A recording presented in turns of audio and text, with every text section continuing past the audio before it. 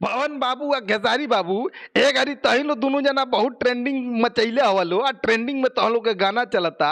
लेकिन आज हम बात करम खाली खेसारी बाबू के, काहे कि आज का जौन ई बात है, ई खेसारी बाबू के वो गाना आइल गेहूं दबावे ले।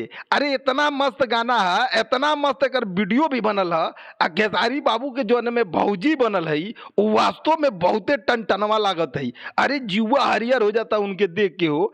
त खेसारी बाबू तार है जौन गाना है भौजी भैया पर तनिका तू राखा नजर, देखा बर्बाद होता वे आपन इधर। अरे इतना मजेदार है ना कि बतावे लायक ना है। हमार तो तुहार भौजिए के देख के जीवा एकदम हरियर हो गई। ऐसा तू खेसारी बाबू देखिए बुरा मत मनिया। एने रहो भैया, हम बुरा नहीं मानत।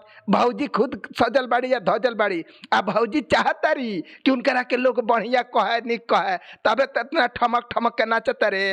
अरे इतना मस्त गाना बा।